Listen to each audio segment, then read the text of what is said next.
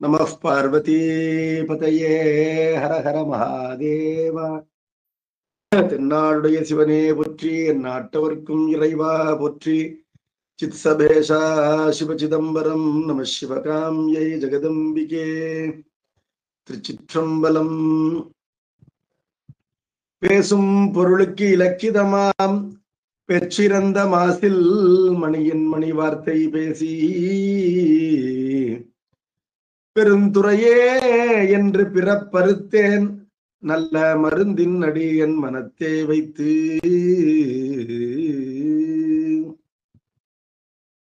எழ்களின்றி இமையவர் கோனை ஈசனை வழிபாடு செய்வாள் போல், உள்ளத்து உள்கி உகந்து உமை நங்கையே வழிபடச் சென்று நின்றவா கண்டு. வெள்ளம் காட்டி வெருட்டிட அஞ்சி வெறுவி ஓடி தழுவ வெளிப்பட்ட கள்ளக்கம்பனை, எங்கள் பிரானை காணக்கள் அடியேன் பெற்றவாறே. மதிவளர் சடைமுடி மன்றுளாரை முன் துதிசையும் நாயன்மார் தூய சொன்மலர் புதிநலன் நுகர்தரு புனிதரு பேரவை விதிமுறை உலகினில் விளங்கி வெல்கவே. திருச்சிற்றம்பலம். பெரியவர்களே, ஆசிரியர் பெருமகனார் மாதவ சிவஞான முனிவர் அருளிய காஞ்சி புராணத்தை பார்த்து கொண்டிருக்கின்றோம். பாயிரத்தை தொடர்ந்து திருநாட்டு படலத்திலே நாட்டு வளம் 37வது பாடல் வரையும் பார்த்திருக்கிறோம். 38வது பாடல் முதல் நானிலத்தில் ஐந்திணை வளம் கூறுகின்றார். நானிலமாவன யாவை என்று கேட்டால், மலையும் மலை சார்ந்த பகுதிகளும் குறிஞ்சி என்று சொல்லப்படும். அங்கு பூக்கின்ற குறிஞ்சி என்ற மலரை கொண்டு இவ்வாறு அந்த நிலமானது பெயரிடப்பட்டிருக்கின்றது. மலையிலிருந்து கீழ் நோக்கி வந்தால் காடும் காடு சார்ந்த இடமும் முல்லை என்று சொல்லப்படும். அங்கு பூக்கின்ற முல்லை என்ற பூவினை கொண்டு பெயர் வழங்குகின்றது. தொடர்ந்து சமுதிரத்தை நோக்கி செல்லும் பொழுது இடையிலே வயலும் வயல் சார்ந்த இடமும் பனை நிலம் மருதம் என்று சொல்லப்படும். அங்கு பூக்கின்ற பூ மருதப்பூ, மருத மலர். அங்கிருந்து சமுத்திர கரைக்கு போறோம். கடலும் கடல் சார்ந்த இடமும் நெய்தல் என்று சொல்லப்படும். நெய்தல் என்பதும் ஆம்பலிலே ஒரு வகை பூ, குவளை என்று சொல்லப்படுகின்ற பூ, நீலோத்பலம் என்று வடவழியிலே கூறுவார்கள். இவை நானிலம். இந்த நானிலத்திலே ஐந்திணை வளம் கூறுகின்றார். ஐந்திணை ஆவன யாவை என்று கேட்டால், இதே நிலத்தின் பெயர்களை கொண்டு திணைகளின் பெயர்களும் அமைந்திருக்கின்றன. குறிஞ்சி, முல்லை, மருதம், நெய்தல் என்று. இவற்றோடு பாலை என்று ஒரு திணையும் சொல்லப்படுகின்றது. பாலைக்கு தனியாக நிலம் இல்லை. குறிஞ்சியோ முல்லையோ வேனிற் காலத்திலே, வேனில் என்றால் சம்மர், அந்த வேனிற் காலத்திலே மழை தப்பி நிலம் தீந்து போனால் அது பாலை என்று கருதப்படும். இவ்வாறு நானிலம் 5 நிலமாக எண்ணப்படுகின்றது. அதிலே பாலைக்கு தனி நிலம் இல்லை. இந்த நிலங்களுக்கு தெய்வங்கள் சொல்லப்பட்டிருக்கின்றன. அதாவது இந்த நிலங்களிலே இயல்பாக வழிபடப்படுகின்ற தெய்வங்கள்: மாயோன் மேய காடுரை உலகம், சேயோன் மேய மைவரை உலகம், வேந்தன் மேய தீம்புனல் உலகம், வருணன் மேய பருமணல் உலகம், முல்லை குறிஞ்சி மருதம் நெய்தல் என சொல்லிய முறையால் சொல்லவும் படுமே என்று தொல்காப்பிய நூற்பா. மாயோன் என்றால் திருமால். திருமால் முல்லை நிலத்திற்கு தெய்வமாக விளங்குகின்றார். சேயோன் என்றால் முருகப்பெருமான். அவர் குறிஞ்சி நிலத்திற்கு தெய்வமாக வணங்கப்படுகின்றார். வேந்தன் என்றால் இந்திரன். அவன் மருத நிலத்திற்கு தெய்வமாக வணங்கப்படுகின்றான். வருணன் என்பவன் நீர்நிலைகளுக்கு தெய்வம். சமுத்திரம் முதலிய நீர்நிலைகளுக்கு தெய்வம். அவன் நெய்தல் நிலத்திற்கு தெய்வமாக வணங்கப்படுகின்றான் என்று பார்க்கின்றோம். இப்பொழுது மழை பொழிந்து பாலியாராக தொண்டை நாடு முழுவதும் பறந்து சென்றது என்று அந்த மழை மற்றும் வான் சிறப்பு ஆற்று வளம் கூற வந்த நிலையிலே புறத்திணைகளை எல்லாம் நமக்கு ஒருவாறு அறிமுகப்படுத்தினார் ஆசிரியர். இப்பொழுது நாட்டு வளம் கூறுகின்ற முகத்தினாலே ஐந்திணைகளாகின்ற அகத்திணைகளை நமக்கு அறிமுகப்படுத்துகின்றார்.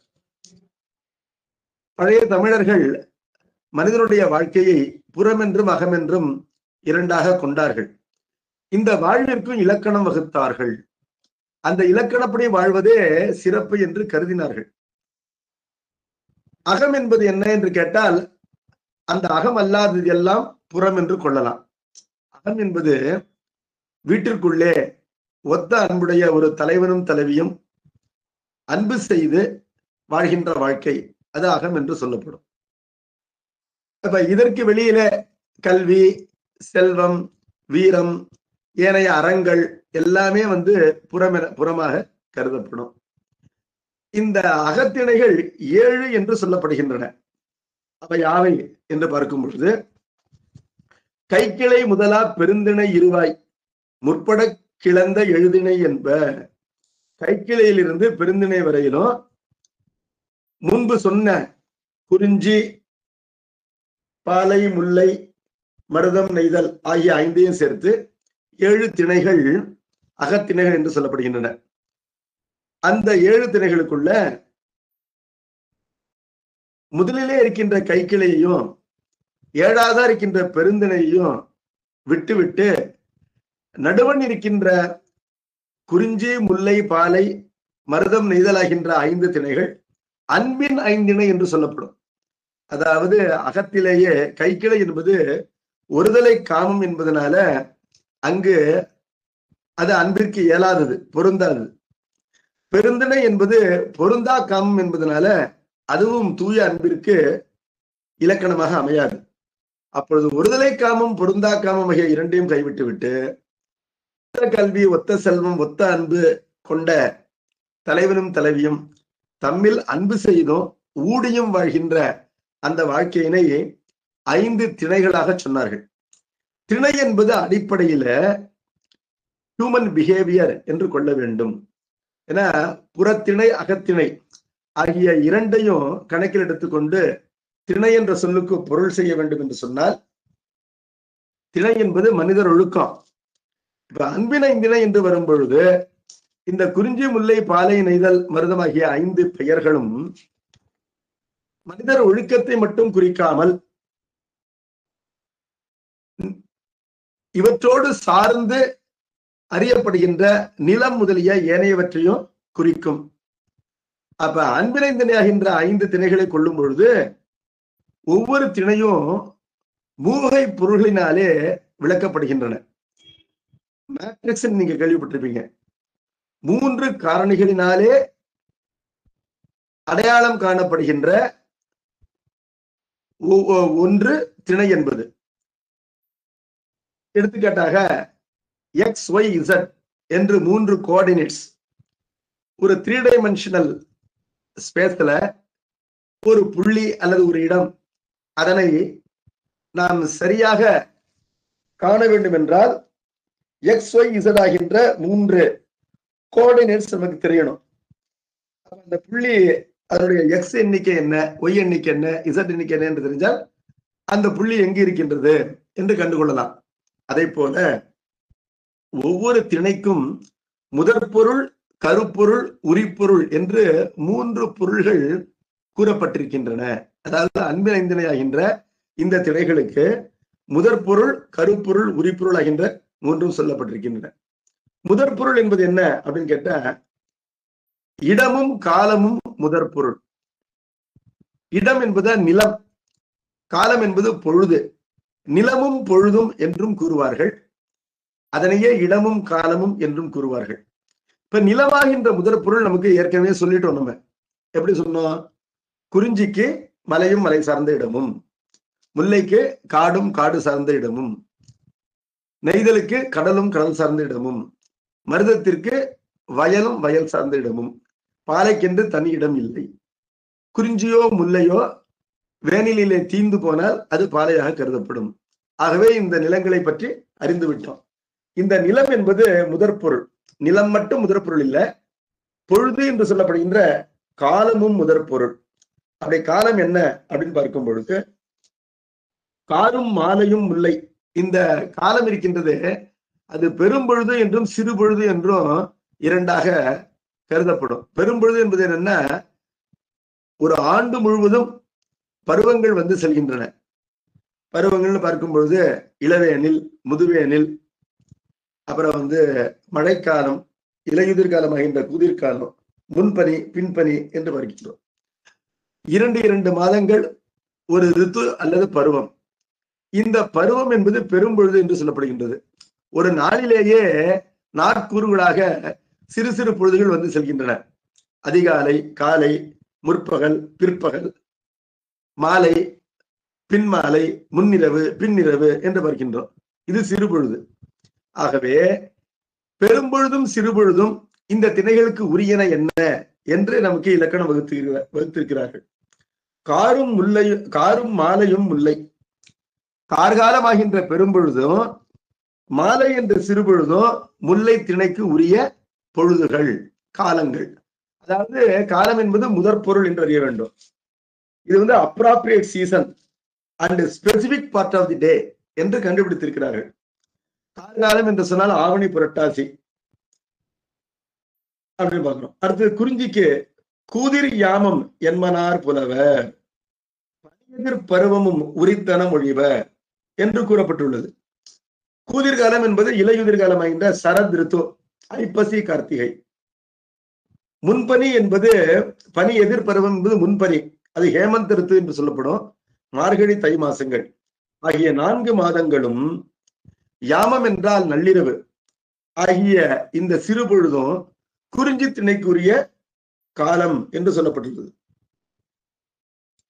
அப்பொழுது நள்ளிருளில் நட்டம் பயின்றாடும் நாதனே அப்படின்னு சொல்லும் பொழுது, இறைவன் நள்ளிருளிலே நட்டம் பயின்றாடுகின்றான் என்று சொல்லும் பொழுது அங்கு குறிஞ்சி திணை ஒழுக்கமானது குறிப்பிடப்படுகின்றது என்று அறிய வேண்டும்.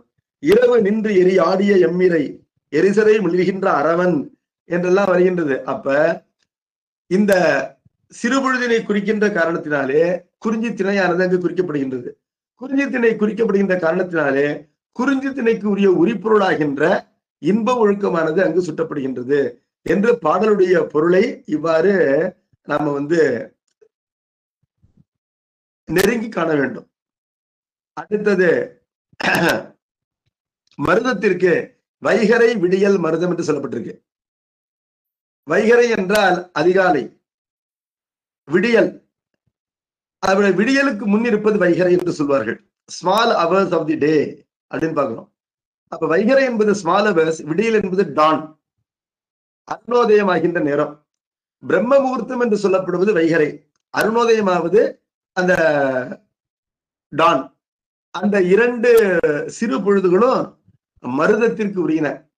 மருதம் என்ற திணைக்கு ஊடுதல், அதாவது மனைவி கணவனிடத்திலே சண்டை பிடித்தல் என்பது ஒழுக்கமா சொல்லப்பட்டிருக்கின்றது. ஆகவே வீட்டுக்காரி கணவர்கிட்ட சண்டை பிடிக்கிறதுக்கு சரியான நேரம் எது அப்படின்னு கேட்டா அதிகாலை பொழுது என்று இலக்கணம் வகுத்திருக்கிறார்கள். இப்பொழுது மருதத்திற்கு பெரும்பொழுது எதுன்னு சொல்லப்படல, யாண்டனைத்தும் பெரும்பொழுது என்று கொண்டிருக்கிறார்கள். வருஷம் முழுக்கவே மருதத்திற்கான பொழுது. அடுத்தது நெய்தலுக்கு எது பொழுது என்று பார்க்கும் பொழுது ஏற்பாடு. ஏற்பாடு என்று சொன்னால் ஆஃப்டர்நூன், பிற்பகலுக்கு ஏற்பாடு என்று பெயர். அது வந்து நெய்தலுக்கு பொழுது. நெய்தலாதல் மெய்வெற தோன்றும். இப்பொழுது இது முதற்பொருள் பார்த்துட்டோம். அடுத்தது கருப்பொருள் இருக்கின்றது, மூன்றாவது உரிப்பொருள் இருக்கின்றது. முதற்பொருள் பார்த்த நாம உரிப்பொருளுக்கு போவோம். ஏனைய எல்லாம் கருப்பொருள் என்று அறிய வேண்டும். இப்பொழுது இந்த 5 திணைகளுக்கும் முதற்பொருள் என்பன நிலமும் பொழுதும், உரிப்பொருள் என்பன ஹியூமன் பிஹேவியர். அது என்ன அப்படின்னு பார்க்கும் பொழுது புணர்தல், பிரிதல், இருத்தல், இரங்கல், ஊடல் அவற்றின் நிமித்தம் என்றிவை தேரும் காலை திணைக்கு உரிப்பொருளே என்று தொல்காப்பியர் நூற்பா வகுக்கின்றார். அதாவது குறிஞ்சி, பாலை, முல்லை, நெய்தல், மருதம் ஆகின்ற 5 திணைகளுக்கு முறையே என்றால் இந்த வரிசைப்படியே புணர்தல், கணவனும் மனைவியும் சேர்ந்து இன்புற்றிருத்தல், பிரிதல், ஏதோ ஒரு காரணமாக பிரிவு ஏற்படும் இல்லையா? வீட்டுக்காரர் ஆபீஸுக்கு போவார், அல்லது சண்டைக்கு போவார், பாடம் படிக்கிறதுக்கு போவார், செல்வம் மீட்ட போவார், இன்னொரு பெண்ணை தேடி போவார் என்று எத்தனையோ விதங்களிலே பிரிவானது ஏற்படும். அந்த புணர்தல் என்பது குறிஞ்சிக்குரிய ஒழுக்கம், பிரிதல் என்பது பாலைக்கு உரிய ஒழுக்கம். பிரியும் பொழுது அந்த பிரிவு என்பது துன்பத்தை தரும். ஆணுக்கும் பெண்ணுக்கும் துன்பம் என்றாலும் கூட பெண்ணுக்கு அதிகம். அந்த துன்பத்தினை பொறுத்து கொண்டு இருத்தல் முல்லை என்று சொல்லப்படும். அந்த துன்பத்தினை பொறுக்க முடியாது, உயிர் போய்விடுமோ என்று அழுது புலம்புதல் இரங்கல் என்று சொல்லப்படும். அது நெய்தல் திணைக்குரிய ஒழுக்கம். ஆனால் நல்வினை என்பது உயிர் விடுவதற்கு சம்மதிக்காது. உயிர் போகின்ற நிலையிலே தலைவன் மீண்டும் வந்து விடுவான் என்பதனால மீண்டும் இன்ப வாழ்வானது கிட்டுகின்றது. ஆனால் அந்த நேரத்திலே இன்பத்தினை கருதாமல் தன்னை பிரிந்த தலைவனோடு ஊடுதல் என்பது சண்டை பிடித்தல். அது மருத திணைக்குரிய ஒழுக்கமாக சொல்லப்படுகின்றது. இப்பொழுது இந்த திணையொழுக்கம், இந்த ஒழுக்கத்திற்குத்தான் நிலமும் பொழுதும் முதற் பொருளாக சொல்லப்பட்டன என்று பார்க்கிறோம்.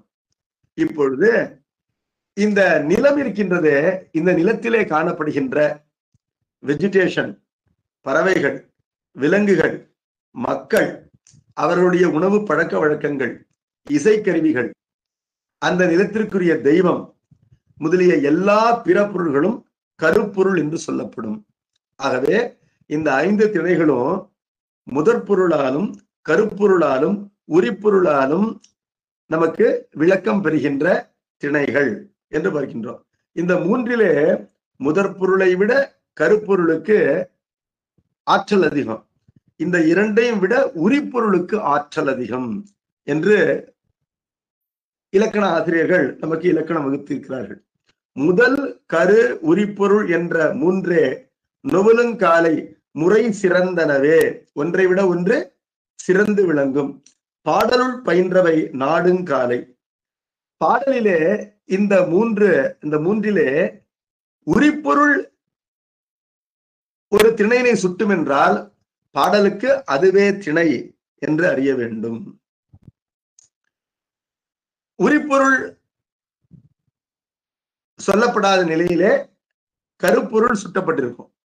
இரண்டும் இல்லாத நிலையிலே முதற் பொருளாகின்ற இடமும் பொழுதும் அங்கு அந்த திணையினை நமக்கு காட்டுவதற்காக கவிஞர் பயன்படுத்தி இருப்பார். ஆகவே முதற் பொருளை விட கருப்பொருளுக்கு ஏற்றம் அதிகம், கருப்பொருளை விட உரிப்பொருளுக்கு ஏற்றம் அதிகம் என்று பார்க்கின்றோம்.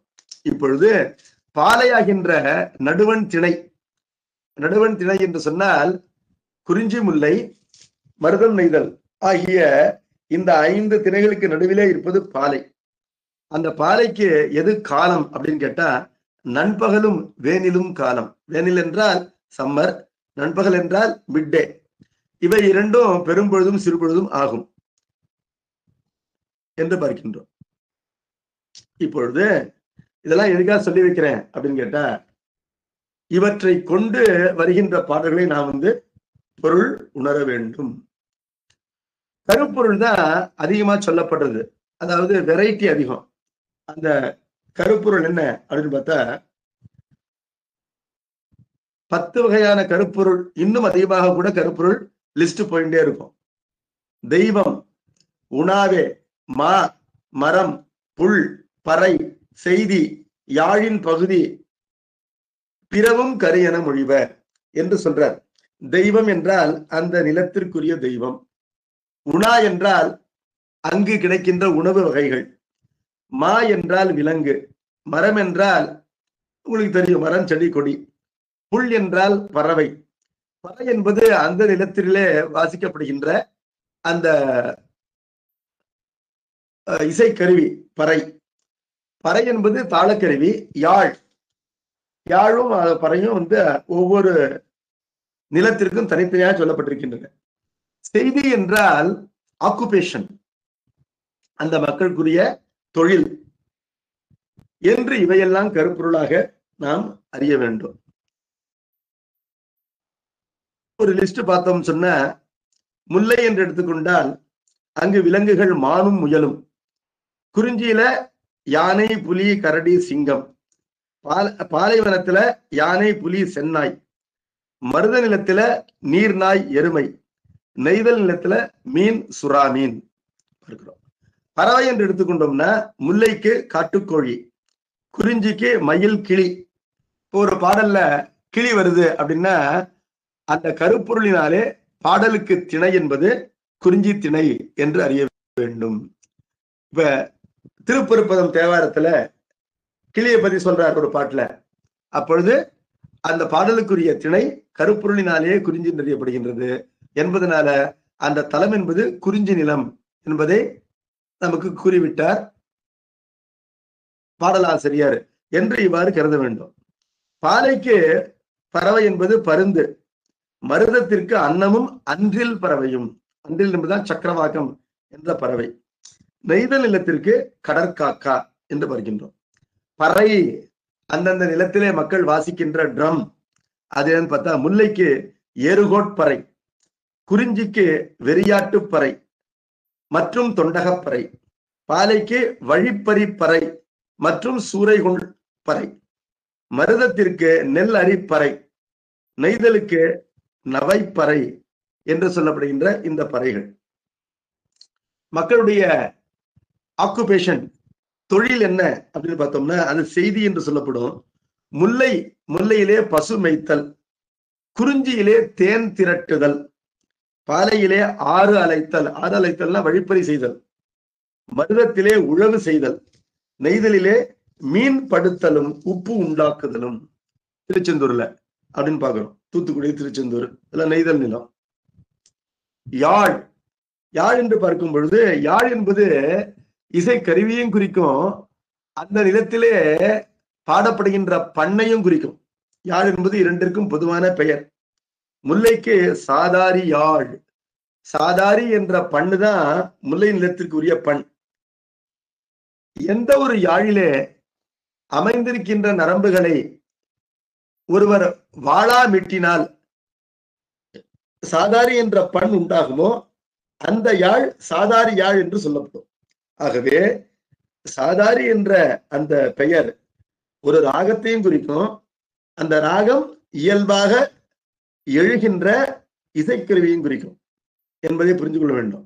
முல்லைக்கு சாதாரி யாழ், குறிஞ்சிக்கு குறிஞ்சி யாழ், அரிகாம்போதி ராகம், பாலைக்கு பாலை யாழ், மருதத்திற்கு மருத யாழ், நெய்தலுக்கு செவ்வழி யாழ் என்று பார்க்கின்றோம்.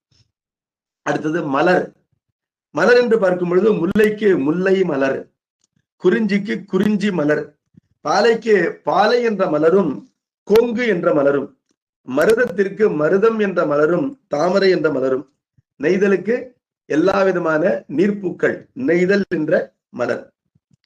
அப்புறம் இங்கு இருக்கின்ற நீர்நிலைகள் எப்படி காணப்படுகின்றன அப்படின்னு பார்க்கும் பொழுது முல்லை நிலத்துல காட்டாறு காணப்படும், குறிஞ்சி நிலத்தில மலை அருவிகளும் இயற்கையாக அமைகின்ற சுனைகள் ஊற்று நீரும் காணப்படும், பாலைவனத்துல கிணறு காணப்படும், மருத நிலத்தில ஆறும் குளமும் காணப்படும், நெய்தல் நிலத்தில சமுத்திரம் காணப்படும், அருகிலேயே தொடுமணற்கேணி என்று சொல்லப்படுகின்ற ஊறுகின்ற மணற்கேணி திருச்செந்தூர்ல பார்க்கிறோம் இல்லையா, அது காணப்படும். இவ்வாறு இந்த கருப்பொருளை ஒருவாறு நாம் தெரிஞ்சுக்கலாம். இப்பொழுது இந்த 3 வகையான பொருளை கொண்டு 5 வகையான திணைகள் நமக்கு அறிவிக்கப்படுகின்றன. இந்த திணையை கொண்டுதான் ஒத்த அன்புடைய தலைவனும் தலைவியும் அன்பு செய்து வீட்டிலே வாழ்கின்ற வாழ்க்கையானது பல நிலைகளிலே எடுத்து ஓதப்பட்டிருக்கின்றது திருக்கோவையார் போன்ற நூல்களிலே. அதையெல்லாம் மனசுல வச்சுக்கிட்டு இப்பொழுது காஞ்சி புராணத்தை படிப்போம். 38வது பாடலுக்கு இப்பொழுது நம்ம போறோம். தலை விளங்கிய தண்டக நாட்டினில் தகைசால் வரையும் காணமும் புறம்பனை பழனமும் மணிநீர் திரையும் வேலையும் என்னும் நான் நிலத்தினுள் சிறந்த புறையில் 5 வளம் சிறிது அறிந்தவா புகழ்வாம். தரை விளங்கிய என்றால் தரையினை விளக்கிய இந்த பூமண்டலத்திற்கு சிறப்பு சேர்க்கின்ற தண்டக நாடு என்று சொல்லப்படுகின்ற தொண்டை நாட்டிலே தகைசால் வரையும் பெருமைக்கு உரிய மலையும் கானமும் காடும் புறம்பனை பழனமும், புறம்பு அணை பழனம், அப்படிப்பட்ட வயலும் மணிநீர் திரையும் வேலையும், அழகான நீர் திரைக்கின்ற, அதாவது அலை அலையா வருகின்ற வேலை என்றால் சமுத்திரமும், என்னும் நான் நிலத்தினுள் என்ற மலை, காடு, வயல், கடல் என்ற 4 நிலம், அதாவது குறிஞ்சி, முல்லை, மருதம், நெய்தலாகின்ற நான் நிலத்தினுள் சிறந்த புறையில் 5 குற்றமில்லாது விளங்குகின்ற 5 வளம், 5 ஒழுக்கமாகின்ற வளத்தினை சிறிது அறிந்தவா புகழ்வா. அந்த இதனை முழுவதும் அறிந்து கூற முடியாது, அறிந்தவரையும் கூறுகின்றேன் என்று கூறுகின்றார். அதுல முதல்ல குறிஞ்சி நிலத்தினை எடுத்துக் கொள்கின்றார். தொண்டை நாட்டிலேயே குறிஞ்சி நிலம் இருக்கின்றது. இப்ப நிலத்தை கொண்டு நாட்டு வளம் என்பதனால முதற் பொருளை முதன்மையாக கொண்டிருக்கின்றார். நிலத்தை கொண்டு அந்த நிலம் எவ்வாறு காணப்படுகின்றது என்று கூறப்போகின்றார். முருக வெட்கிடு தூமம் ஓம்புற மொழி அகில் சந்து உருவ ஆரழல் பெய்து புன்பயிர் விளைத்து உவப்பார் பெருவளம் துறந்து ஊர்தொறும் இடுபலி பேணும் பொருவில் வாழ்க்கையர்த்தம் செயல் போன் என பொறுப்பர் என்றால் மலைவாழ் மக்கள். இப்பொழுது இந்த 4 நிலங்களிலும் வாழ்கின்ற மக்களுக்கென்று சிறப்பான பெயர்கள் இருக்கின்றன. அந்த பெயர்களை நாம் அறிய வேண்டும். அந்த பெயர்கள் என்ன அப்படின்னு பார்க்கும்போது, முல்லை நிலத்திலே இருக்கின்ற மக்களுக்கு இடையர் என்றும் ஆயர் என்றும் பெயர். குறிஞ்சி நிலத்தில குறவர் என்றும் பொறுப்பர் என்றும் வேடர் என்றும் மலையர் என்றும் பெயர். பாலை நிலத்தில எயினர் என்றும் எயிற்றியர் என்றும் பெயர். மருத நிலத்தில உழவர் வேளாளர் என்று பெயர். நெய்தல் நிலத்தில நுழையர் நுழைச்சியர் பரதவர் பரத்தியர் என்றெல்லாம் பெயர்கள். இதுல இந்த மக்களுக்குள்ள தலை சிறந்த தலைவனுக்கென்று தனியாக பெயர் உண்டு. அந்த தலைவனுடைய பெயரை சொல்வதனாலேயே அந்த நிலமானது சுற்றப்பட்டு விடும். எப்படின்னு கேட்டா, முல்லை நிலத்துக்குரிய தலைமகன் தோன்றல் என்றும் அண்ணல் என்று சொல்லப்படுவான். அண்ணாமலை அண்ணல் என்று சொல்லிவிட்டால் அது அண்ணாமலை சார்ந்த முல்லை நிலத்தை குறித்துவிடும். அண்ணாமலை வெப்பன் என்று சொன்னால், வெப்பன் என்பது மலைநாட்டு தலைமகனுக்கு பெயர். அப்ப அண்ணாமலையில இருக்கின்ற மலை பகுதியை குறிக்கும். அப்ப அண்ணல் என்பதும் தோன்றல் என்பதும் முல்லை நிலத்து தலைவனுக்கு பெயர். மலைநாடன் என்பதும் வெப்பன் என்பதும் குறிஞ்சி கிழவன் என்பதும் குறிஞ்சி நில தலைவனுக்கு பெயர். மீளி என்பதும் விடலை என்பதும் பாலை நிலத்து தலைவனுக்கு பெயர். ஊரன் என்பதும் மகிழன் என்பதும் மருத நிலத்து தலைவனுக்கு பெயர். இதெல்லாம் காமன் நேம். ஊரன் என்பது ஒரு காமன் நேம். மருத நில தலைவனுடைய அந்த காமன் நேம் தான் வச்சிட்டு இருக்கிறாரு நம்முடைய நாயனார் நம்பி ஆரூரர். ஊரன் என்பது அவருக்கு பெயர். இப்பொழுது சேர்ப்பன் என்பதும் துறைவன் என்பதும் நெய்தல் நிலத்து தலைமகனுக்கு பெயர். அதனாலதான் ஆத்மநாத சுவாமிக்கு துறைவன் என்று பெயர். திருக்கோவையார்ல துறைவன் என்று சொன்னால் ஆத்மநாத சுவாமி. அவர் நெய்தல் நிலத்து தலைவர், திருப்பெருந்துறைக்கு தலைவர் என்று பார்க்கின்றோம். இப்பொழுது பொறுப்பர் என்ற சொல்லினை இந்த பாடல் பயன்படுத்துகின்றது என்பதனால இது குறிஞ்சி திரையானது இங்கு சுட்டப்படுகின்றது. இந்த பொறுப்பராகின்ற மலைவாழ் மக்கள் என்ன பண்றாங்களா, அவங்க பார்ப்பதற்கு துறவியரை போல் காணப்படுகிறார்கள். எப்படி அப்படின்னு கேட்டா, முருகப்பெருமானுக்கு தூபமாக இடப்படுகின்ற முளி என்றால் காய்ந்த அகில் சந்தனம் ஆகிய மரங்களை வெட்டி நெருப்புல போட்டு முருகன் கோயில்ல புகைச்சிடுறாங்க. அப்ப காஸ்ட்லியான சந்தனத்தையும் அகிலையும் பொருட்பற்று இல்லாமல் அவற்றையெல்லாம் முருகப்பெருமானுடைய கோயிலில, என்ன குறிஞ்சி நிலத்தில முருகப்பெருமானுடைய கோயில் நிறைய இருக்கும். குன்றிருக்கும் இடமெல்லாம் குமரன் இருக்கும் இடம். அந்த கோயிலிலே தூபமாக பயன்படுத்தி விடுவார்கள். பிறகு அந்த நிலத்திலே அகிலும் சந்தனமும் வெட்டப்பட்ட நிலத்திலே திணையாகின்ற புன்சை பயிரை விளைவித்து அதனை உண்டு வாழ்வார்கள். இது பார்க்கறதுக்கு எப்படி இருக்குன்னா, பட்டினத்தடிகள் போன்ற பெரும் துறவிகள் பெரும் கோடீஸ்வரராக இருந்து விட்டு அந்த பணமெல்லாம் வேண்டான்னு சொல்லி எல்லாத்தையும் துறந்து விட்டு வீதியில எரிந்து விட்டு ஒரு துறவு வாழ்க்கை மேற்கொண்டு அன்றாடம் தங்களுடைய உணவிற்கு பிச்சை எடுத்து உண்கின்றார்கள். பாருங்க, அப்பொழுது பொருள் பற்றி இல்லாமல் இருக்கின்றார்கள் இல்லையா?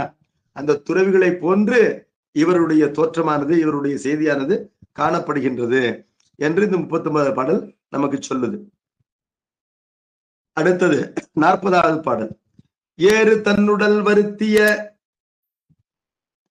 பகைமை எண்ணாது தூறு பன்மணி மாமுதல் பொறையலாம் தொலைத்த வேறு நன்றியே கடைபிடித்து இதை வியன் பொறுப்பரு ஊறு நல்வளம் விளைத்திடும் உயர்ந்தவர் செயல் போல்.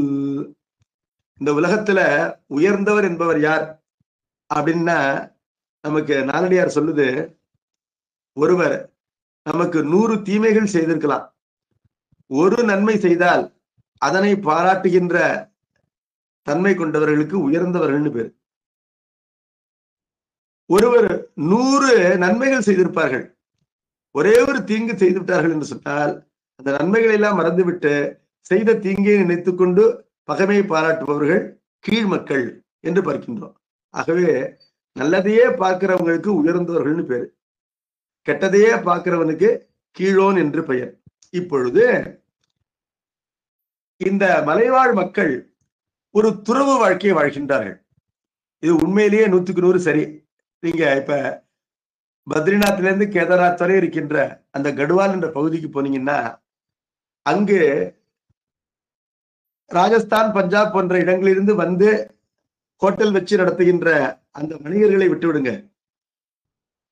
மலையினுடைய கிராமங்களிலே இருக்கின்ற அந்த மலைவாழ் மக்கள், அந்த மலைக்கு உரிய மக்கள், மண்ணின் மைந்தர்கள், அவருடைய இயல்பு எப்படி இருக்குன்னு பாத்தீங்கன்னா, வெளியூரில் இருந்து யார் எந்த யாத்திரிகள் வந்திருந்தாலும் அவர்கள் அஞ்சாது நல்ல உபசரிப்போடு தங்கள் வீட்டிலேயே தங்குவதற்கு இடம் கொடுத்து உணவெல்லாம் சமைத்து கொடுப்பார்கள். காலையிலே அந்த யாத்திரிகர்கள் கொடுக்கிற பணத்தை வாங்கிக் கொள்வார்களே தவிர இவ்வளவு வேண்டும் என்று பில் போட்டு பணத்தை அதிகமாக கேட்க மாட்டார்கள். அதாவது எது கிடைத்தாலும் பரவாயில்லை, விருந்தோம்ப வேண்டும் என்று ஒரு உயர்ந்த கோட்பாடு கொண்டவர்களாக அந்த மக்கள் இருக்கிறார்கள். இப்பொழுது இந்த பற்றற்ற நிலை என்பதும்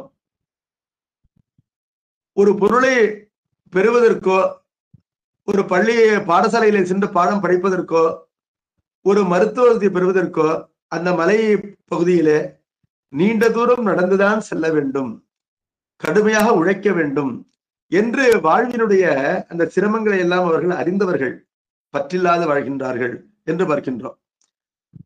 அப்படி இருக்கும் பொழுது அந்த மலைப்பகுதியும் எப்படி இருக்கும் அப்படின்னு கேட்டா, திணை என்ற அந்த தானியத்தை விதைப்பதற்காக அந்த மலையினுடைய பெரும்பகுதியை இவர்கள் என்ன பண்றாங்க, அதில் இருக்கின்ற புதர்கள், அந்த புதர்களை வெட்டி அந்த மலையினை துன்புறுத்துகின்றார்கள். துன்புறுத்தினாலும் அந்த பகைமையை எண்ணாது இந்த நிலங்கள் என்ன செய்கின்றனவா, அவர்கள் திணையினை விதைத்த பிறகு அந்த திணையினை நன்றாக வளர்த்து அவர்களுக்கு போகம் அளிக்கின்றது. ஆகவே இது அந்த நிலம் கூட உயர்ந்த பண்பு கொண்டதாக இருக்கின்றது என்று சொல்றாங்க என்று இந்த பாடலிலே சொல்லியிருக்கிறார்.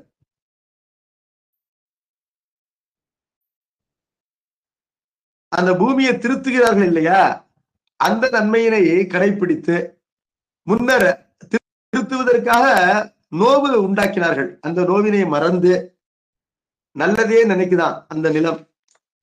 நன்றி மறப்பது நன்றன்று, நன்றல்லது அன்றே மறப்பது நன்று என்ற திருக்குறளை கடைபிடிக்கின்றது அந்த நிலம் என்று பார்க்கின்றோம். இப்ப இந்த 2 பாட்டுல ஆசிரியர் நமக்கு எப்படி திணை ஒழுக்கத்தை காட்டுகிறார் அப்படின்னு கேட்டா, பொறுப்பர் என்ற சொல்லினாலே முதல் பாடல்ல முதற் பொருள் சொன்னார். முருகவேல் என்ற தெய்வத்தை சொன்னார். அகில் சந்து என்ற மரங்களாகின்ற கருப்பொருள்களை சொன்னார். இந்த பாட்டுல என்ன சொல்றார் அப்படின்னு பார்த்தா, திணை ஆகின்ற அந்த கருப்பொருளை சொல்கின்றார். அப்புறம் திணையை விதைத்தல் அறுத்தல் ஆகின்ற செய்தி ஆக்குபேஷன் அதனை சொல்கின்றார் என்று பார்க்கிறோம். அடுத்து 41வது பாடல். வேட்டை மேல் புகுவார்க்கு நல் வினையுந்த மடவார் கூட்டம் வாய்க்கும் அச்சாரலில் திணை குரற்கு எய்தும் செட்டிளங்கிளி குலங்கள் அத்தெளிவைமார் ஓம்பும் பாட்டிசை தீரம் ஒளியிருந்து அனுதினம் பயிலும். வேட்டையாடுதல் என்பது அந்த குறிஞ்சி நிலத்திற்கு ஒரு செய்தி தொழில். ஆகவே வேடர்கள் வேட்டை மேல் புகுகின்றார்கள். அவ்வாறு புகும் பொழுது அவர்களுக்கு நல்வினை உந்த என்று சொன்னால், சென்ற பிறவிகளிலே அவர்கள் செய்த புண்ணியத்தின் பயனாக அந்த தலைமக்களுக்கு உரிய தலைவியர் கிட்டுகின்றார்கள். எப்படி கிட்டுகின்றார்கள் கேட்டா, வேட்டைக்கு செல்கின்ற ஒரு தலைவன் தன்னுடைய நண்பர்களை பிரிந்து தனித்து செல்வான். அந்த ஊழின்படி அவ்வாறே அங்கு திணைப்புனம் காக்க வந்திருக்கின்ற தலைவி தன்னுடைய தோழியர் கூட்டத்திலிருந்து பிரிந்து போவாள். என்ன, அந்த தோழியர்களிலே சிலர் பாறைக்கு எதிரிலே கூவுகின்ற விளையாட்டிற்கும் அருவிலே நீராடுகின்ற விளையாட்டிற்குமாக பிரிந்து சென்று விடுவார்கள். அப்பொழுது இந்த தலைவனும் தனித்து விடப்படுவான், தலைவியும் தனித்து விடப்படுவாள். அப்பொழுது இவர்கள் சென்ற பிறவிகளிலே ஒருவரை ஒருவர் பெற்றிருக்கின்ற அந்த புண்ணியம் காரணமாக இப்பொழுது ஒரு பசு கன்றுக்கு 2 கொம்புகளும் ஒரே நேரத்திலே முளைப்பதைப் போல இருவர் உள்ளத்திலும் ஒருவர் மாட்டு உண்மையான அன்பு என்பது ஒரே நேரத்திலே உதிக்க, ஆனால் அதனை ஆடவன் அந்த அன்பினை முதலிலே தெரிவிக்க அதனை ஏற்று போற்றுவாள் இந்த தலைவி என்று பார்க்கின்றோம். இதெல்லாம் இலக்கணமாக நமக்கு சொல்லப்பட்டிருக்கின்ற செய்திகள். திருக்கோவையார் இந்த செய்தியில தான் தொடங்குகின்றது. ஆகவே நல்வினையானது இவர்களுக்கு ஒரு திருமண வாழ்வினை, காந்தர்வமான திருமண வாழ்வினை, அதாவது இயற்கை புணர்ச்சியாகின்ற தெய்வ புணர்ச்சியாகின்ற திருமண வாழ்வினை. பெற்றோரும் உற்றோரும் சுற்றத்தாரும் ஊர் மக்களும் திருமணம் செய்து கொடுக்கின்ற அந்த நிலையிலிருந்து மாறுபட்டு தெய்வம் துணை நிற்க, தெய்வம் என்றால் வினைப்பயன், அந்த நல்வினை பயன் துணை நிற்க ஒருவரை ஒருவர் தாமே பெற்று வாழ்கின்ற களவு என்று சொல்லப்படுகின்ற காந்தர்வ விவாகம் இவர்களுக்குள் நிகழும். அது நிகழ்வதற்கு இவர்கள் செய்த நல்வினையே காரணம் என்று இங்கு சிவஞான முனிவர் நமக்கு காட்டுகின்றார். அது குறிஞ்சியிலே நிகழும் என்று சென்று சொன்னதுனால குறிஞ்சியினுடைய உரிப்பொருளை இங்கு கூறிவிட்டார். குறிஞ்சி திணையினுடைய உரிப்பொருள் என்பது தலைவனும் தலைவியும் தம்மை பெற்று இன்புற்று வாழ்தல் அப்படின்னு சொல்றோம். இதுல ஒரு ஐயா நமக்கு வரும். என்னையா அப்படி சொல்றீங்க, மலைவாழ் மக்கள் மட்டும்தான் கணவனும் மனைவியாக வாழ்கின்றார்களா? ஏனைய நிலங்களிலே இருக்கின்ற மக்களும் அவ்வாறுதானே வாழ்கின்றார்கள். மதுரையில இருக்கிறவங்களும் அப்படிதான் இருக்காங்க. திருக்குற்றாலத்துல இருக்கிறவங்க தான் கணவன் மனைவியா வாழ்றாங்களா? மதுரையில இருக்கிறவங்க அப்படிதான் வாழ்றாங்க. மயிலாப்பூர்ல வாழ்றவங்களும் அப்படிதான் வாழ்றாங்க. சகாரா டெசர்ட்ல வாழறவங்களும் அப்படிதான் வாழ்றாங்க. முல்லை நிலமாகின்ற காட்டிலே பசுவினை கறந்து வாழ்கின்ற அந்த நில மக்களும் கணவனும் மனைவியாக அன்பு செய்தான் வாழ்கிறார்கள். அப்பொழுது இந்த அன்பு வாழ்க்கை என்பது குறிஞ்சி திணையுடைய உரிப்பொருள் என்பதனால குறிஞ்சி நிலத்திற்கே உரியது என்பது போல் கூறுகிறீர்களே அப்படின்னு கேட்டா அப்படி கிடையாது. இங்கு திணை என்பது நிலத்தினாலோ கருப்பொருளினாலோ பொழுதினாலோ உரிப்பொருளினாலோ நமக்கு சுட்டப்படும், அவ்வளவுதான். அந்த திணைக்கு உரிய ஒழுக்கம் என்பது உரிப்பொருள். இப்பொழுது அந்த திணைக்குரிய ஒழுக்கம் வேறு நிலத்திலே நிகழ்கின்றது என்று சொன்னால், அந்த வேற்று நிலத்திலே குறிஞ்சி நிலத்திற்குரிய முதற் பொருளோ அல்லது கருப்பொருளோ புலவரால நமக்கு பெய்து கொடுக்கப்படும். அதனை கொண்டு அங்கு உரிப்பொருள் என்பது குறிஞ்சி திணை ஒழுக்கம், அதாவது இன்புற்று வாழ்தல் என்று கொள்ள வேண்டும். தலை சுத்துது அப்படின்னு நினைக்கிறீங்க நீங்க, ரொம்ப எளிமையான விஷயம் இது. இப்ப திருவாசகத்தை கொண்டே நான் உங்களுக்கு இதை விளக்குறேன். திருவாசகத்துல திருவண்ட பகுதியில ஆத்மநாத பெருமான் குருநாதன் தனக்கு செய்த அருளினை ஒரு நீண்ட உருவகமாக நமக்கு ஆசிரியர் கூறுகின்றார். பரமானந்த பழங்கடல் அதுவே கருமா முகிலில் தோன்றி அப்படின்னு சொல்றார். பரமானந்த பழங்கடல் என்பது பழங்கடல், அது எங்கேயோ இருக்கின்றது. நாக்பூர்ல இருக்கிறவருக்கு சமுத்திரம் என்பது எந்த திசையில பார்த்தாலும் குறைஞ்சது 1000 கிலோமீட்டருக்கு அண்ணன் இருக்கு. அப்படி இருக்கும் பொழுது அவர் தை அமாவாசை இன்னைக்கு, தை அமாவாசைக்கு சமுத்திரத்துல குளிக்கணும் அப்படின்னு அவர் ஆசைப்படுறார். நினைச்ச உடனே ஏரோப்ளைன்ல போனா கூட நேரத்துல போக முடியாது. ஏன்னா ஏரோப்ளைனுக்குள்ள ஏறதுக்கே 2 மணி நேரம் 3 மணி நேரம் ஆகுது. அதுக்கப்புறம் ஏதாவது ஒரு ஸ்நாக் ஒரு த்ரெட்டுன்னா அது 10 மணி நேரம் நின்றுடும். நினைச்சதெல்லாம் நடக்காது இந்த காலத்துல. அப்படி இருக்கும் பொழுது அவர் நாக்பூர்ல நான் இருக்கேன் இன்னைக்கு, தை அமாவாசை இன்னைக்கு. நடராஜ பெருமான் தசதீர்த்தங்கள் கொடுத்து கொண்டிருக்கின்றார். நாம காஞ்சிபுராணம் படித்துக் கொண்டிருக்கின்றோம். இப்பொழுது சமுத்திர ஸ்நானம் செய்ய வேண்டும் என்ற ஆசை நமக்கு வந்தது என்று சொன்னால், சமுத்திரமே நம்மிடம் வந்தால்தான் அது முடியும். நாம் சமுத்திரத்துக்கு போறதுக்கு வாய்ப்பு இல்லை. அப்படி இருக்கும் பொழுது சமுத்திரம் நம்மிடம் வருமானா வரும். எப்படி வரும்? சமுத்திரத்தில் இருந்து சமுத்திர நீரினை ஒரு மேகமானது பருகி அது விரைந்து பறந்து வந்து, மேகமானது வேகமாக சமுத்திரத்திலிருந்து நாக்பூர் வரத்துக்கு அது யாரையும் கேட்க வேண்டாம். அது வந்து நம் தலை மீது மழையினை பொழியும் என்று சொன்னால், அவ்வாறு பொழியப்படுகின்ற நீர் என்பது சமுத்திர நீர் தான் என்பதனால தை அமாவாசை அன்னைக்கு சமுத்திரத்திலே ஸ்நானம் செய்த புண்ணியமானது வந்து விடுகின்றது. நம்ம தலையில சமுத்திரம் வந்து மழை நீராக பொழிந்தால் போதும். அதை போன்ற கருணை தான் கடவுள் செய்கின்ற கருணை. இந்த உயிர் என்பது தன் முயற்சினாலே கடவுளை அடையாது என்ற காரணத்தினாலே கடவுள் குருநாதனாக வந்து தன்னைத்தானே அறிவிக்கின்றான் இந்த உயிருக்கு. தன்னேர் இல்லோன் தானே ஆனதன்மை எந்நேர் அன்னையோர் கேட்க வந்து எம்பி என்பதனால திருப்பெருந்துறையில ஆன்ம குருநாதனாக புலிசை மானுடமாக நம்மை போலவே 2 கைகள் கொண்ட ஒரு மனித குருவாக காட்சியளிப்பவன் யார் என்று சொன்னால், எந்த வகையிலும் நாம் சென்று சேர முடியாது என்ற தொலைவிலே இருக்கின்ற பரமானந்த பழங்கடலாகின்ற பரம சிவம், அதுவே குருநாதனாக வந்திருக்கின்றது.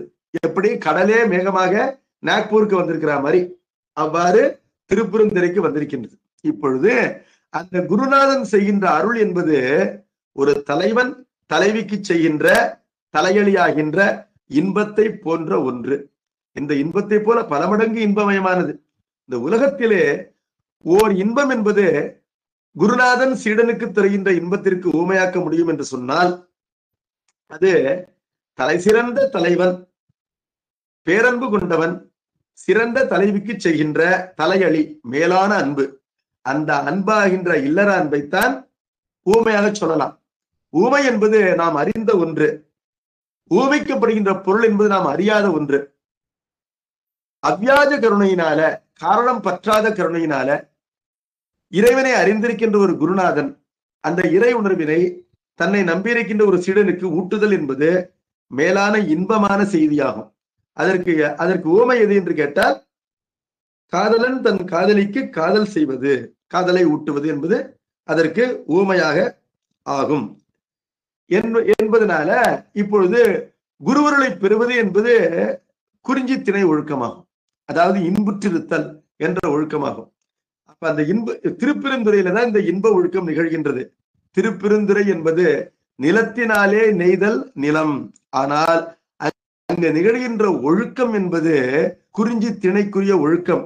அதனை எவ்வாறு நமக்கு ஆசிரியர் காட்டுகின்றார்னு சொன்னா, இந்த மேகமானது எங்கு வந்து தங்கியது தெரியுமா? அது திருப்பெருந்துறை என்ற மலை மீது வந்து தங்கியது என்று சொன்னார்.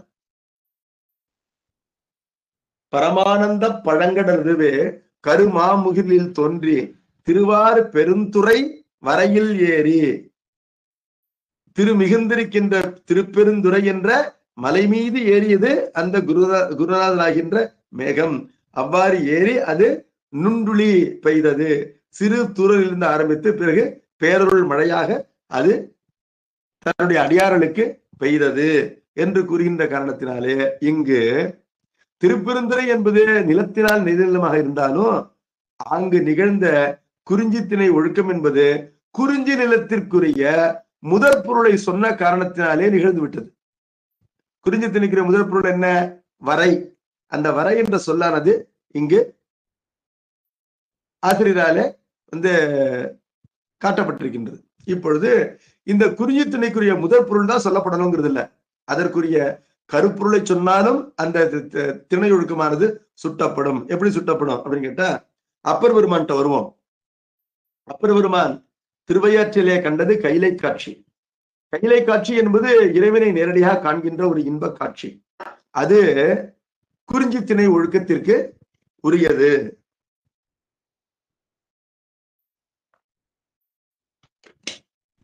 இப்பொழுது திருவையாற்றிலே நிகழ்கின்ற இந்த கைலை காட்சி என்பது இன்ப காட்சி. இது கூட்டத்தை ஒத்த ஒரு காட்சி. அதனை எவ்வாறு குறிப்பிடுகின்றார் அப்பரடிகள்னு சொன்ன, அரித்தொழுகும் வெள் அருவி ஐயாறு அடைகின்ற பொழுது வரிக்குயில் பேடையோடாடி வைகி வருவன கண்டேன் என்று கூறுகின்றார். இப்பொழுது அரித்தொழுகும் வெள் அருவி என்று சொன்னார். அருவி என்பது ஒரு நீர்நிலை, அது குறிஞ்சி நிலத்திற்குரிய நீர்நிலை. இப்பொழுது திருவையாறு என்பது நிலத்தினாலே மருத நிலமாக இருந்தாலும் அந்த மருத நிலத்து நீர்நிலையாகின்ற ஆறு குளம் இவற்றை குறிப்பிடாமல் குறிஞ்சி நிலத்திற்குரிய கருப்பொருளாகின்ற அந்த மலை அருவியை இங்கு குறிப்பிடுகின்றார். திருவையாற்றை பார்த்தா எல்லா பக்கத்துல இருந்தும் அருவி கொட்டுது அப்படிங்கிற. அப்பொழுது திருவையாற்றையே ஒரு மலை போல நமக்கு காட்டுகின்றார் என்பதனால இவ்வாறு காட்டுவது எதற்காக என்று கேட்டால், அங்கு நிகழ்வது குறிஞ்சி திணை ஒழுக்கம் என்பதை உணர்த்துவதற்காக. இப்பொழுது குறிஞ்சி நிலத்திலேயே பாடல் அமைந்திருக்கின்றது என்பதனால இங்க நமக்கு நிலம், கருப்பொருள், உரிப்பொருள் ஆகிய மூன்றும் ஒத்து போகின்ற பாடல்களை இப்பொழுது பார்ப்போம். வேட்டை மேல் வேடர்கள் புகும் பொழுது அவருடைய நல்வினையானது அவர்களுக்கு உரிய தலைவியரை பெற்று தரும். அச்சாரலில் திணை குரற்கு எய்தும் சேற்றிளங்கிளி குலங்கள் அத்தெரிவைமார் ஓம்பும் பாட்டு சைத்திரம் ஒளி இருந்து அனுதினம் பயிலும். சாரல் என்றால் சுலோப், மலையினுடைய அந்த சாரல்களிலே திணை குரற்கு எய்தும், குரல் என்றால் கதிர், திணை கதிர்களிலே இருக்கின்ற அந்த தானியங்களை உண்பதற்காக அங்கு பறந்து வருகின்ற சேற்றிளங்கிளி என்றால், சேடு என்றால் அழகு, அழகு பெருமை, அழகிற்கும் பெருமைக்கும் உரிய இளம் கிளிகள். குலம் என்றால் கூட்டம், கிளி ஒன்னா வராது, கூட்டமா வரும். அந்த கிளிகளை என்ன பண்றாங்க இந்த பெண்கள் எல்லாம், திணைப்புறத்தை காக்கின்ற அந்த குரத்திகள் எல்லாம் விரட்டுகின்றார்கள். விரட்டுதல் தான் ஒப்புதல் அல்லது ஒம்புதல் என்று சொல்லப்படும். அந்த பெண்கள் சொல்றாங்க திருப்பெருப்பதம் தேவாரத்துல, அப்போது துண்டீர்களுக்கு அழையாது முன் இருந்தேன். முன்னாடி சாப்பிட்டீங்க, உங்களை பார்த்தா ஃப்ரெண்ட்ஸ் மாதிரி தெரியுது, சரி கொஞ்சம் கிளியும் தான் சாப்பிட்டுட்டு போட்டோமேன்னு சும்மா இருந்துட்டேன், வேடர்களை கூப்பிடவில்லை. எப்போதும் உண்டால் எமை எமர்கள் சுழியாரோ, எப்ப பார்த்தாலும் நீங்க இதே மாதிரியே என்னுடைய அன்பினை பயன்படுத்தி திணையை உண்டு கொண்டே இருந்தால் திணை குறைகின்றதே என்று எங்க வீட்டு பிரிவுகள்லாம் எங்களை கோச்சிக்க மாட்டாங்களா? நீ என்ன திணைப்பினத்தை காக்கின்றாய் என்று, நீ காக்கின்ற ஒழுங்கு என்ன என்று எங்களை சினப்பார்கள் என்பதனால இப்பொழுது வரவேண்டாம் என்று பாடியும் கைகளினால் துரத்தியும் அந்த கிளிகளை விரட்டுகின்றார்கள். கிளிகளை விரட்டுவதற்கு அவர்கள் பாட்டினையும் பயன்படுத்துவார்கள். அந்த பாட்டை இந்த கிளிகள்லாம் ரசிக்கின்றன. அந்த பாட்டிலே பயன்படுத்துகின்ற பண், அந்த பண்ணினை ஒளிந்திருந்து கற்குமா அந்த கிளிகள் எல்லாம் என்று இந்த பாடலிலே சொல்லப்பட்டிருக்கின்றது. இப்பொழுது இந்த பாடலிலே திணை என்ற அந்த கருப்பொருளும் கிளி என்ற கருப்பொருளும் இதெல்லாம் குறிஞ்சி நிலத்திற்கு உரியன. இவற்றையெல்லாம் நமக்கு ஆசிரியர் குறிப்பிடுகின்றார். அடுத்த பாடல், நங்குலத்து உருவாக்கியை கெடுத்து நம் இருக்கை தங்களுக்கென கொண்ட இவ்வேனல்கள் தம்மை இங்கண் வாட்டுதும் என்பதோர் சூழ்ச்சி எண்ணிய போல் அங்கண் எஞ்சிய வேங்கைகள் போது செய்து அலரும். வேங்கை என்பது இந்த குறிஞ்சி நிலத்திலே இருக்கின்ற ஒரு மரம். வேங்கை மரம் என்பது எப்படி, என்ன மரம்னா, இதை எல்லா ஆசிரியர்களும் கூறுகின்றார்கள், உயரமாக வளர்கின்ற ஒரு மரம். அது மஞ்சள் நிற பூக்களை உதிர்க்கும். அந்த பூக்கள் எல்லாம் பூத்த உடனே ஒரு சிறு காற்றிலேயே தாமாகவே உதிர்கின்ற இயல்பு கொண்டவை. அந்த பூக்களுடைய அந்த பூவினுடைய பூ வந்து மறந்து விட்டது என்றால் உட்பகுதி ஒரு பிரவுன் கலர் சுழியோடு கூடியிருக்கும், புள்ளிகளோடு கூடியிருக்கும். இந்த வேங்கையானது கற்பாறைகள் மேல் உதிர்ந்து கிடக்க பார்க்கின்ற ஒரு புலி, அதற்கும் வேங்கைன்னு பேரு. அது ஒரு டிசைன் மாதிரி இந்த வேங்கை மலர்கள் கற்பாறையின் மீது கிடக்கும். பார்த்தா ஒரு புலி படுத்திருப்பதை போலவே உண்மையான புலிக்கு தோன்றுமா. ஆகவே நமக்கு போட்டியா ஒரு புலி வந்திருக்குதா அப்படின்னு சொல்லிட்டு ஓடி வந்து இந்த பாறையிலே வந்து முறைத்து பார்க்கும் என்று திருக்கேதாரத்து தேவாரத்திலே ஆளுடைய பிள்ளையார் நமக்கு அறிவிக்கின்றார். ஆகவே வேங்கை மரம் என்பது குறிஞ்சி நிலத்திலே அதிகமாக காணப்படுகின்ற ஒரு மரம். அந்த மரம் வந்து வேடுவர்கள்லாம் காட்டினை திருத்தி, மலையை சார்ந்த காட்டினை திருத்தி ஏனலாகின்ற திணை, அந்த திணையினை பயிரிடுவதற்காக ஒரு சில வேங்கை மரங்களை வெட்டி போடுவார்கள். அந்த வேங்கை மரங்களுக்கு எல்லாம் சினம், எஞ்சி இருக்கின்ற வேங்கை மரங்களுக்கு சினம். இந்த திணையினை வந்து வித்திட்டு வளர்ப்பதற்காகத்தானே நம்மை வேடர்கள் வெட்டினார்கள். இந்த திணைக்கு நம்ம பதிலுக்கு பதில் பழி வாங்கணும் அப்படின்னு சொல்லி வேங்கை எல்லாம் பூக்குமா.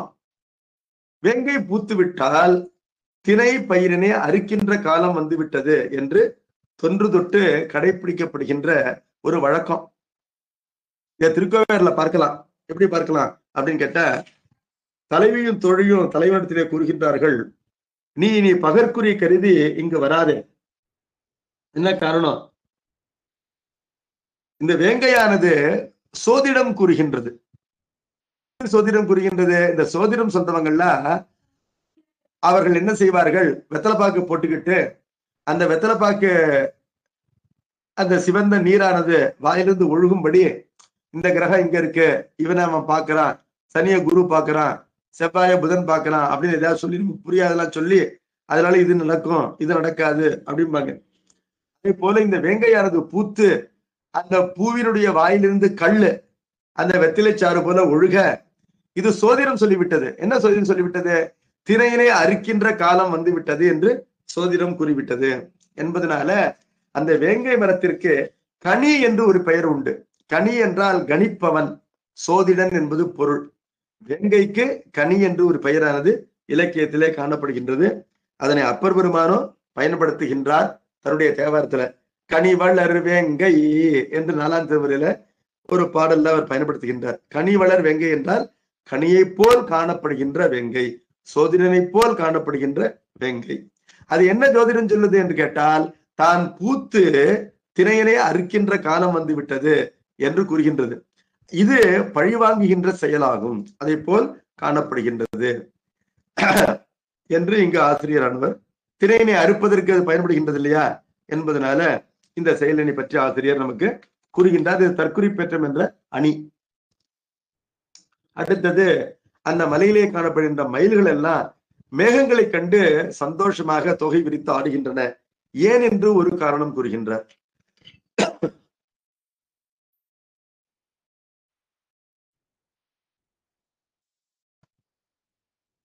என்னை ஊர்ந்தருள் சுடர்வடி இளைய வேற்பெருமான் தன்னை நன்மருகென படைத்தவன் தனது ஊர்தி அன்னதாமெனும் கெண்மையால் அழிமுகிர் குலத்தை கன்னி மாமையில் காண்தோறும் களி சிறந்து அகவும். அழிய முகிர்குலம், அழி என்றால் குளிர்ச்சி, குளிர்ச்சியோடு பொருந்திய முகிர்குலம் என்று சொன்னார். எப்பொழுதுமே கார்காலத்து மேகம் இருக்கே, அது கொஞ்சம் வாமா இருக்கும். இது அந்த மலையின் மீது மழை பெய்கின்ற மேகத்தின் ஊடு செல்லும் போது நமக்கு தெரியும். அது வந்து ரிலேட்டிவ்லி வாம். வாம்னா சுடாது. மழை நின்று போன பிறகு இலையுதிர் காலமாகின்ற குளிர்காலத்துல அதே முகில் வந்து அதிக குளிர்ச்சியோடு காணப்படும். இதெல்லாம் இயற்கையிலே நம்முடைய பெரியவர்கள் அறிந்து வைத்திருக்கின்ற செயல். அழிமுகிர் குலம் என்று சொன்னதுனால காலம் கூதிர்காலம் என்பதை இங்கு குறித்தார். இப்பொழுது கூதிர்காலம் என்பது குறிஞ்சி திணைக்குரிய காலம் என்பதை நான் உங்களுக்கு முன்பே இலக்கண நூற்பாவை கொண்டு சொல்லிவிட்டேன் என்பதனால அந்த முதற் பொருளை இங்கு குறிக்கின்றார். முதற் பொருள் என்பது நிலமும் பொழுதும். அந்த குதிர்காலம் என்கின்ற பெரும்பொழுதினை இங்கு எப்படி குறிக்கின்றார்? அழிமுகிர் குலம், குளிர்ந்திருக்கின்ற மேகக்கூட்டங்கள் என்று சொன்னார். அந்த மேகக்கூட்டங்களை பார்க்கும் பொழுது கன்னி மா மயில் என்று சொன்னால், மா என்றால் கரியே என்பது பொருள். மயிலுடைய நிறம் என்பது எப்பொழுதுமே கருப்பு தான். அது கன்னி மாமயில். கன்னி என்பது இளமை காரணமாக வருகின்றது. திருமணமாகாத மயில் என்பது பொருள் அன்று, இளமயில். அது காண்தோறும் இந்த முகில் கூட்டத்தை பார்க்கும் பொழுதெல்லாம் களி சிறந்த அகவம். அகவதல் என்பது பாடுதலையும் குறிக்கும், ஆடுதலையும் குறிக்கும். மயிலை பொறுத்தவரையிலும் அது சந்தோஷமா ஆடி பாடும். அகவதல் என்பது அழைத்தல் என்ற பொருளையும் கொடுக்கும். ஆகவே இது ஆடும் பாடும் அந்த முகில் கூட்டத்தை தன்பால் அழைக்கும் என்று மகிழ்ந்தது. ஏன் இப்படி மேகத்தை பார்த்துட்டு இப்படி பண்ணுது மயில்னா அப்படின்னு கேட்டா, இந்த மயில் என்பது முருகனுக்கு ஊர்தி. மேகம் என்பது முருகனுடைய மாமனார் ஆகின்ற தேவேந்திரனுக்கு ஊர்தி. எப்பொழுதுமே மாப்பிள்ளைக்கு மாமனார்ட்ட ஒரு அன்பு உண்டு. அதனை அந்த ஊர்தி அறிந்து வைத்திருக்கின்றது எஜமான விசுவாசத்தினால. முருகனுக்கு தேவேந்திரனை பிடிக்கும். என்ன காரணம்? பெண்ணை கொடுத்தவன் இல்லையா என்பதனால. நம்ம எஜமானுக்கு இந்த மேகத்தினுடைய எஜமான பிடிக்கும் என்பதனால நாம 2 பேரும் ஃப்ரெண்ட்ஸ் என்று சொல்லி மேகத்தை பார்த்த உடனே மயிலாகின்ற ஊர்தி மேகமாகின்ற ஊர்தியை பார்த்து களி சிறைக்கின்றது என்று இங்கு தற்குறி பெற்றமாக கூறுகின்றார். தற்குறி பெற்றம் என்பது கவிஞன் இயற்கையே நிகழ்கின்ற ஒரு நிகழ்விலே ஒரு காரணத்தை தான் முனைந்து கற்பிப்பது என்பது தற்குறிப்பு ஏற்றம். அடுத்தது 44வது பாடல். நெருங்கு பைந்தழை வருக்கை மேல் நெடுவழி அலைப்ப அருங்கண் மாமயில் விற்றிருந்து அசைதரும் காட்சி கருங்கண் 1000 செம்மல் தன் மருகனை காண மருங்கு வந்து தன் ஊர்தியை நிறுவுதல் மானும். நெருங்கி இருக்கின்ற பச்சையான தழைகளோடு கூடிய பலாமரம். பலா என்பது குறிஞ்சி நிலத்திற்குரிய ஒரு மரம். அது பச்சை பசேல் என்ற பெரிய இலைகளோடு கூடியிருக்கின்றது. அந்த இலைகள் எல்லாம் ஒரு நீண்ட காற்றானது அடிக்கும் பொழுது அந்த பலாமரத்தினுடைய இலைகள் நன்றாக அசைகின்றன. அந்த நன்றாக காற்றிலே அசைகின்ற பலாமரத்தினுடைய கிளை மீது தொகையினை விரித்து ஒரு மயில் வந்து அமர்கின்றது. தொகையினை விரித்த மயில் அந்த தொகையிலே பல கண்களோடு காணப்படுகின்றது. மயிலினுடைய தொகையில இருக்கின்ற புள்ளிகள் எல்லாம் கண்கள் என்று சொல்லப்படும், பார்ப்பதற்கு கண்போது இருப்பதனால. இப்பொழுது உடம்பு முழுவதும் கண்களை கொண்டிருக்கின்ற ஒரு மயில் அந்த தொகையினை விரித்து என்ன பண்ணுது? அசைகின்ற பலாமரத்தின் மீது வந்து அமர்கின்றது. இந்த காட்சி எப்படி இருக்குன்னா, இந்திரன் தன்னுடைய உறுதியோடு அங்கு வந்து சேர்வதை போல் இருக்கின்றது. இந்த குறிஞ்சி நிலத்திற்கு இந்திரன் வேகமாக தன்னுடைய ஊர்தியிலே பறந்து வந்து அந்த ஊர்தியிலிருந்து கீழே இறங்கி நிற்பதை போல் காணப்படுகின்றது. இந்திரனுக்கு ஊர்தி மேகம் என்று முதல் பாடல பார்த்தோம். அது இங்கு எவ்வாறு சுட்டப்படுகின்றதுன்னு கேட்டா, மேகமானது வானத்திலே நன்றாக காணப்படும். அதே பூமிக்கு இறங்கி வந்தா எப்படி இருக்கும்? பூமிக்கு இறங்கி வந்தா அது நீராகவும் காற்றாகவும் உருமாறி வரும். அப்பொழுது அது காற்றாகி வருகின்றது. காற்றாகி வந்து என்ன பண்ணுது? இந்த பலாமரத்தை அசைக்கின்றது. அந்த ஊர்தியை கொண்டவன் யார் என்று பார்க்கும் பொழுது அந்த ஊர்தியிலே அமர்ந்திருப்பவன் யார் என்றால் இந்த மயில் தான். ஆகவே 1000 கண் கொண்ட மயில் 1000 கண் கொண்ட இந்திரனை நமக்கு நன்றாக உணர்த்தி விடுகின்றது. அடிக்கடி ஏன் இப்படி வராரு இவரு இந்த குறிஞ்சி நிலத்துக்குன்னு கேட்டா, மாப்பிள்ளைய பாக்குறதுக்கு வராரு. முருகப்பெருமான் அவன் சேயோன் மேய மைவரை உலகம் என்று சொல்லப்பட்டதுனால குறிஞ்சி நிலத்திற்கு உரியவன் என்று நமக்கு காட்டப்பட்டிருக்கின்றான் என்பதனால தன்னுடைய மருகனாகின்ற மாப்பிள்ளையை பார்ப்பதற்காக தன்னுடைய ஊர்தியிலே அடிக்கடி வந்து இறங்குகின்றார் இந்த இந்திரன் என்பதை போல. காற்று வீச வீச இந்த மயிலானது பலாமரத்தின் மீது ஏறி அமர்ந்து தொகை விரிப்பதானது நமக்கு உணர்த்துகின்றது என்று சொன்னார். இந்த இந்திரனுக்கு உடம்பிலே 1000 கண் உண்டு என்பது எப்படி அப்படிங்கிறத சம்பந்த பெருமான் ஒரு தேவாரத்துல சொல்றாரு. இந்திரன் கௌதம முனிவருடைய சாபத்தினாலே அருவருக்கத்தக்க மேனியினை பெற்றான்.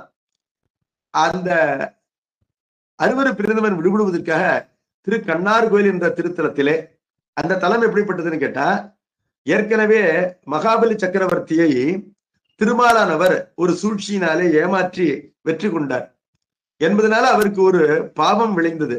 அந்த பாவத்தை போக்குவதற்காக தன்னுடைய ஆத்மார்த்த குறியாக பெருமானாக இந்த குருமானக்குடி என்று இன்றைக்கும் சொல்லப்படுகிற அந்த ஊர்.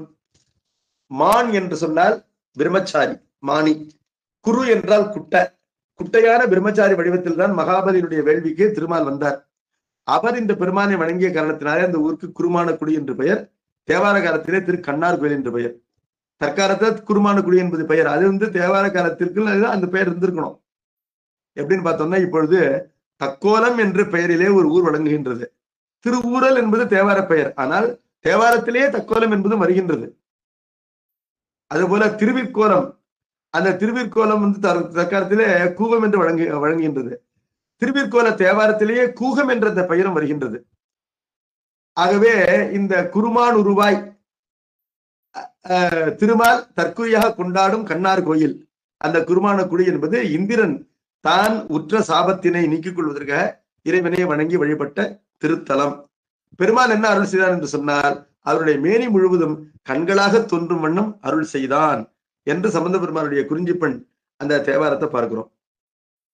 முன்னொரு காலத்து இந்திரன் உற்ற முனி சாபம், பின்னொரு நாளவு விண்ணவர் ஏத்த பெயர் வெய்தி, தன்னருளால் கண் 1000 ஈந்தோன் சார்வென்பர் கன்னியர் நாளும் துன்னமர் கண்ணார் கோயிலே. இந்த தலமானது புள்ளிருக்கு வேலூர் ஆகின்ற வைத்தீஸ்வரன் கோயிலுக்கு அருகிலேயே இருக்கின்ற ஒரு திருத்தலம். ஆக 1000 கண் கொண்ட அந்த இந்திரன் தன்னுடைய மருகனை பார்க்க வருகின்ற செய்தியை போல் காணப்படுகின்றது. காற்றினாலே அழைக்கப்பட்ட பலாமரத்தினுடைய கிளையிலே மேனி முழுவதும் கண் கொண்டிருக்கின்ற இந்த மயிலானது தொகை விரித்து வந்து அமர்கின்ற காட்சி என்ற அளவிலே இந்த வகுப்பினை நிறைவு செய்வோம். தொடர்ந்து இந்த குறிஞ்சி நாட்டினுடைய வளத்தினையும் இயற்கை எழிலையும் அடுத்த வகுப்பிலே பார்ப்போம். நம பார்வதி பதையே, ஹரஹர மகாதேவா, சித் சபேஷா சிவ சிதம்பரம், திருச்சிற்றம்பலம்.